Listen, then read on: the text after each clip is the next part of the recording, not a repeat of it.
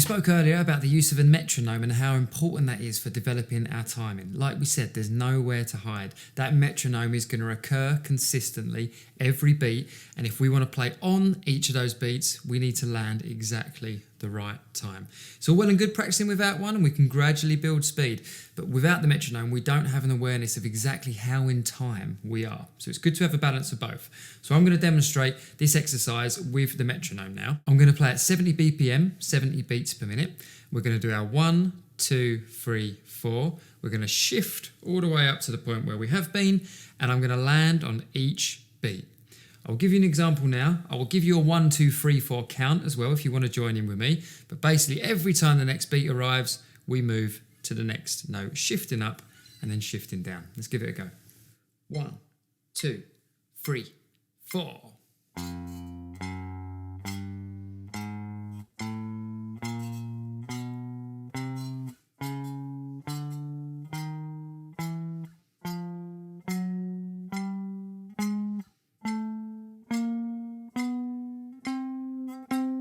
And we're going back.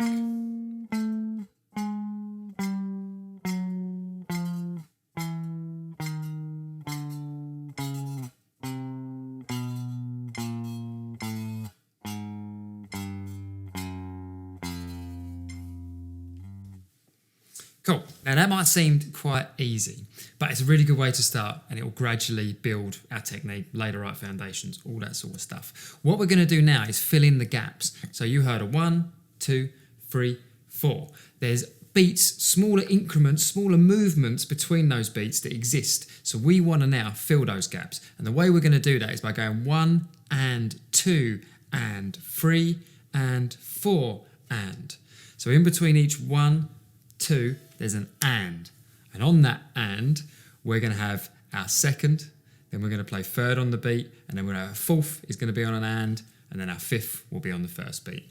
So first beat and second beat and first beat and second beat and 1 and 2 and 3 and 4 and. I'm going to demonstrate that. Join in with me if you like. If not, just watch, digest the information, then have a go yourself.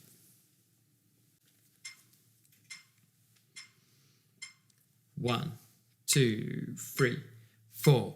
1 and 2 and 3 and 4 and 1 and 2 and 3 and 4 and.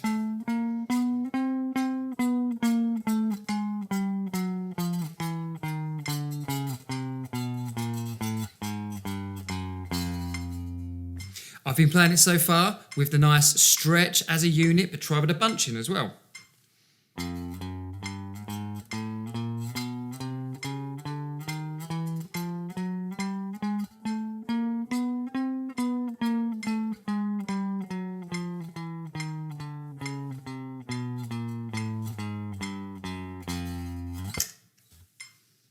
Cool, you can see how that's doubled the situation for us, made it a lot harder, but really good to improve what we're doing. Okay, so now we can have a one-er-ander going on. That's what we're going to try.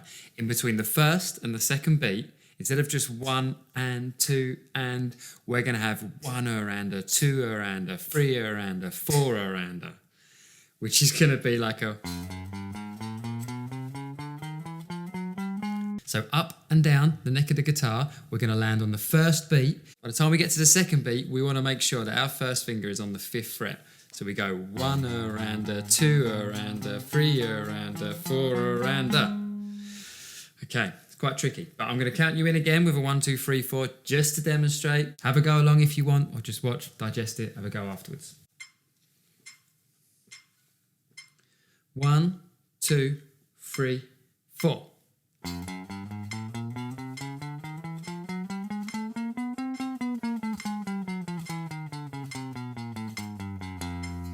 Cool. Let's try that again. 1, 2, 3, 4.